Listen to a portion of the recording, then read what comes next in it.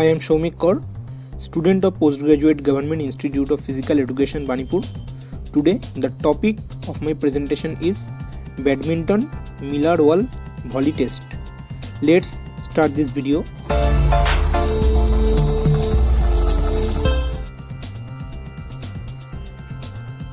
We need to know first what is Miller Wall Volley Test.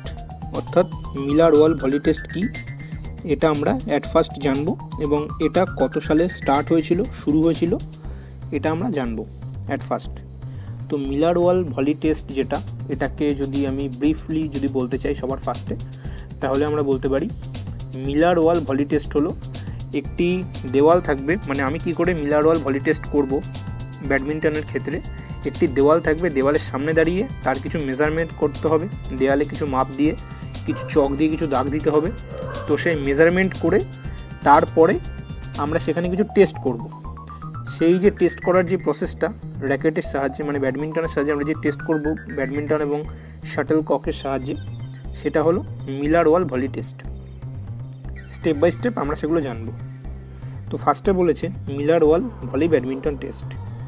Miller wall volley badminton test was developed in 1951।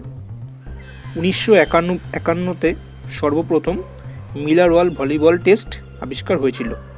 Two measure the basic badminton skill of players. এটা কিসের জন্য এটা আবিষ্কার হয়েছিল, এটা কি measure করার জন্য এটা আবিষ্কার হয়েছিল? Badminton skill of players. এটার জন্য, এটাকে আমরা স্পেসিফিক প্লেয়ার্স যেটা রয়েছে, এটাকে আমরা স্পেসিফিকভাবে মেজার করার জন্য আমরা এই ব্যাডমিন্টন স্কিলটা আবিষ্কার হয়েছিল এবং আমরা এটাই জানি। Shots hit high and deep into the opponents court. দুদিকে আমি সিঙ্গেলস খেলা হচ্ছে ধরছি ব্যাডমিন্টন খেলাতে, ওদিকে একজন অপোনেন্টের কোর্টে একজন রয়েছে, এদিকে আমি রয়েছি। তো আমার এই মিলার ওয়াল ভলিবল টেস্ট যেটা, এটা শেখার পারপাসটা কি, কী কারণে আমি এটা শিখবো, আমি কোনটা ডেভেলপ করব?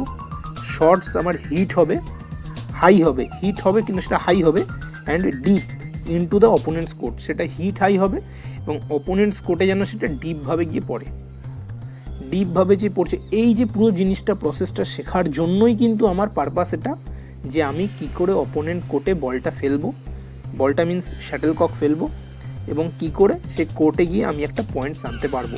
সেই আমি যদি ফেদারটা ফেলি কী করে আমি পয়েন্টসটা আমি আনতে পারবো, এটা কিন্তু আমার মেন পারপাস থাকবে। আপন বোথ মেন অ্যান্ড ওমেন, এটা ছেলেদের ক্ষেত্রে এবং মেয়েদের ক্ষেত্রে সকলের ক্ষেত্রেই এই নিয়মটা প্রযোজ্য, এইভাবেই টেস্টটা নেওয়া হয়। মিলার 1951, এখানে 1951-1951-তে সর্বপ্রথম মিলার এই টেস্ট চালু করেন, তার জন্য মানে আবিষ্কার করেন। এর জন্য এই টেস্টের নাম হয়েছে Miller wall volley badminton test. Next slide please.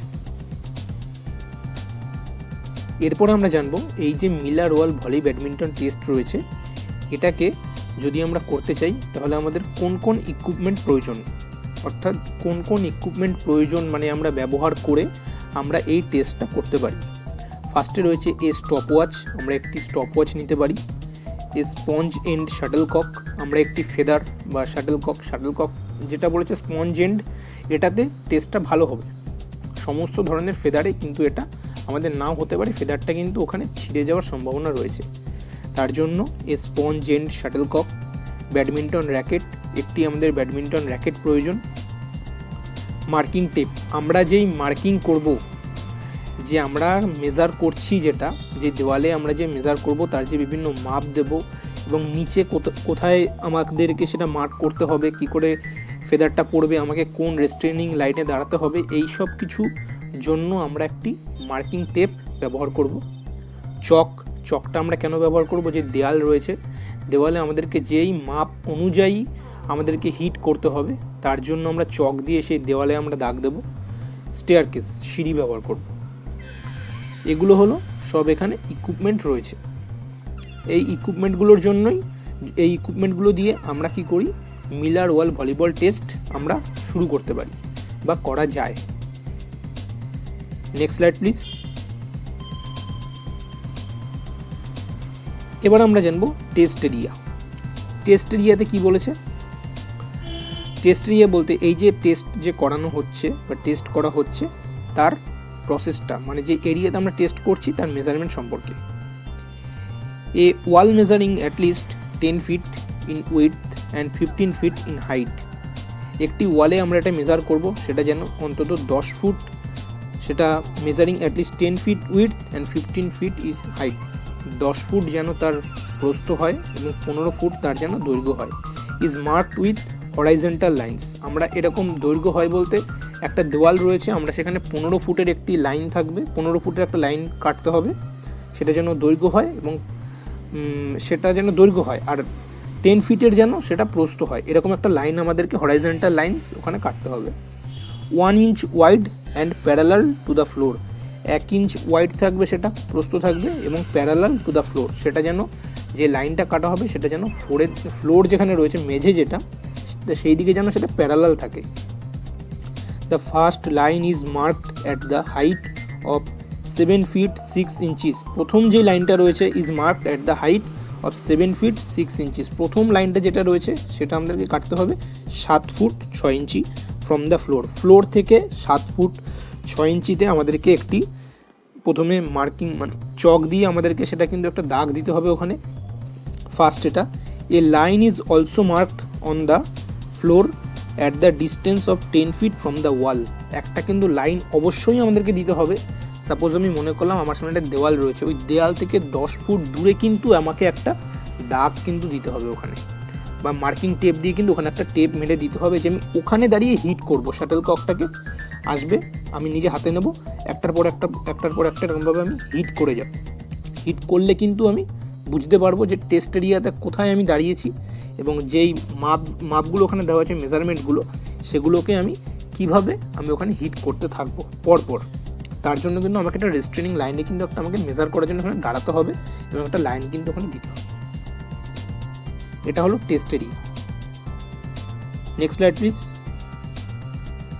Test administration বলতে আমরা এটাই বুঝি, টেস্ট অ্যাডমিনিস্ট্রেশন বলতে আমরা বুঝবো যে আমরা তো টেস্টটা প্রথমে শিখলাম, এবার আমাদের টেস্টটা কোনো এক জায়গায় দিতে হবে, বা কেউ আমাদের টেস্ট নিচ্ছেন, তো সেখানে আমাদেরকে কি করতে হবে সেটা এবার আমরা পরপর জানবো। একজন টেস্ট আমাদের মিলার ওয়াল ভলি টেস্ট একজন নিচ্ছেন, বা আমরা কোনো একটা কম্পিটিশান হোক, বা কম্পিটিশানে এটা তেমন একটা ব্যবহার করা হয় না, আমরা যে কোনো একজন অ্যাডমিনিস্ট্রেটর আমাদের এই টেস্টটা নিচ্ছেন, তখন আমাদেরকে টেস্টার যে টেস্ট নিচ্ছেন তখন আমাদেরকে কী করতে হবে আমরা সেটা পরপর জানবো। ফার্স্টে রয়েছে a subject is allowed 1 meter practice of putting a sponge ended shuttlecock into play with a legal serve from behind the 10 feet restraining line after getting instruction from the tester. এটা কি করতে হবে, আমাদের সর্বপ্রথম যেই ওয়াল রয়েছে ওয়ালের থেকে 10 ফুট রেস্ট্রেনিং একটা লাইন থাকবে, ওখানে দাঁড়াতে হবে। আমাদের হাতে একটি ব্যাডমিন্টন থাকবে, একটি শাটলকক থাকবে, আমরা সেই দেওয়ালের দিকে পজিশন নিয়ে ওভাবে যে মানে কী করে আমাদের সে হাতটা রাখতে হবে সেই পজিশন নিয়ে আমরা কিন্তু সেই দেওয়ালের দিকে হিট করব। সেই জায়গাটা আমরা দাঁড়াবো ফার্স্টে।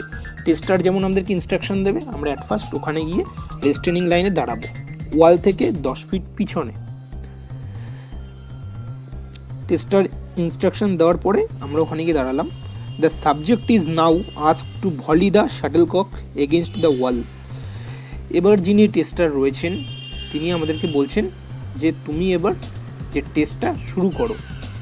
তখন আমরা কি করব, আমরা সেই ব্যাডমিন্টনটা আর ফেদারটা নিয়ে, ব্র্যাকেট শাটলককটা নিয়ে আমরা সেই দেওয়ালের দিকে আমরা ভলি করতে শুরু করলাম। অ্যাবভ দ্য 7.5 লাইন, সেই যে 7.5 লাইন যেটা কাটা হয়েছিল সেই বরাবর আমরা কিন্তু সেই শাটলককটাকে মারছি, হিট করছি ওখানে। As many Times as possible in 30 seconds. তার জন্য একটা টাইম উনি নির্ধারণ করে দিয়েছেন যে 30 সেকেন্ড টাইম দেওয়া হলো, এর মধ্যে তুমি 7.5 ফিট লাইন যেটা রয়েছে ওখানে তুমি কি করবে, তুমি এটা হিট করবে। হিট করলে আমরা এটা বুঝতে পারবো। এটা যে প্রসেস টেস্ট করার, এটাই কিন্তু প্রসেস। নাম্বার 3 পয়েন্ট যেটা রয়েছে, the subject is required to start with a legal serve from behind the 10 feet restraining line. বলেছে the subject is required to start with a legal serve from behind the 10 feet restraining line. যে 10 foot যে রেস্টেনিং লাইনটা রয়েছে ওয়াল থেকে, ওখানে দাঁড়িয়ে আমাদেরকে যেটা প্রয়োজন, যখন উনি বলবেন তখন আমরা একটা সার্ভ করতে হবে ওখানে দাঁড়িয়ে 10 ফিট রেস্টিং লাইনে দাঁড়িয়েই কিন্তু সার্ভ কিন্তু আমাকে করতে হবে। Number 4, 3 trials of 30 seconds each, প্রত্যেকের 30 সেকেন্ড করে ট্রায়াল হবে with at least 30 second interval between the trials. এটা কি করে মেজার করবো? ফার্স্টে আমি মনে করলাম আমি টেস্ট শুরু হলো আমার, তো প্রথম 30 সেকেন্ড টেস্ট চলছে, টেস্ট চলছে 30 সেকেন্ড। এরপরে কী হবে? 30 সেকেন্ড কমপ্লিট হয়ে যাওয়ার পর পরের 30 সেকেন্ড আমার রেস্ট হবে, পরের 30 সেকেন্ড আমি রেস্ট নেব, তারপরে আবার 30 সেকেন্ড হবে। কটা হলো? 2টো হলো। ফার্স্টে একটা দিলাম 30 সেকেন্ড রেস্ট, পরে একটা দিলাম 30 সেকেন্ড রেস্ট, তারপরে একটা দিলাম 30 সেকেন্ড রেস্ট, অর্থাৎ 3বার করব, মাঝে 30 সেকেন্ড করে রেস্ট হবে। এটা হচ্ছে এর প্রসেস, মানে এভাবে টেস্টটা নিতে হয় বা এভাবে টেস্টটা করাতে হয় বা এভাবে করতে হয়। Next slide please. এবার আমরা জানবো, এই তো আমরা টেস্ট করলাম, এবার তার স্কোরিং সিস্টেমটা কেমন রয়েছে। যে একে বলা হলো যে তুমি শাটেলককটা 30 সেকেন্ডসের মধ্যে হিট করো, বা তুমি এটা করো, বা তার ওপরে কেউ করলো, বা 10 ফিট রেস্টেনিং লাইনে দাঁড়িয়ে বা তার কিছুটা আগে দাঁড়িয়ে যেটা করলো। আগে দাঁড়ানোর নিয়ম নেই, 10 ফিট যে রেস্টেনিং লাইন রয়েছে ওখানে দাঁড়িয়ে করতে হবে, কিন্তু তার নিয়মটা কী? The sum of number of times the shuttlecock volleyed against the wall during all the 3 trials provides the score of the test. এবার এখানে যেটা রয়েছে, যেই আমি 30 সেকেন্ডসের মধ্যে আমি যে টেস্ট করছি, সেইখানে দাঁড়িয়ে যে আমি টেস্ট করলাম, মানে আমি যে থ্রো করলাম র্যাকেটের, তো সেই ফেদারটা প্রথম যখন ওখানে বারবার করে আমি দিচ্ছি 30 সেকেন্ড করছি রেস্ট, 30 সেকেন্ড করছি রেস্ট, 30 সেকেন্ড করছি রেস্ট, এইগুলোর কিন্তু একটা সবগুলো মিলিয়ে কিন্তু আমাকে একটা স্কোর এখানে নির্ধারণ করা হবে, যে আমি কতগুলো ওখানে আমি হিট করতে পেরেছি প্রপারভাবে রেস্টেনিং লাইনের পিছনে দাঁড়িয়ে ওই লাইনটাতে। The rebound are counted only when shuttlecock is hit legally from the behind the 10 feet restraining line and hits the wall above the 7.5 line. ওই রেস্টেনিং লাইনে দাঁড়িয়ে আমি যে হিট করছি 7.5 লাইন যেটা রয়েছে, সেখানে আমি কতবার ঠিকভাবে হিট করতে পারছি সেটা কিন্তু আমাকে কাউন্ট হবে, সেই কাউন্ট অনুযায়ী কিন্তু আমার স্কোর নির্ধারণ করা হবে। এটা হলো স্কোরিং সিস্টেম।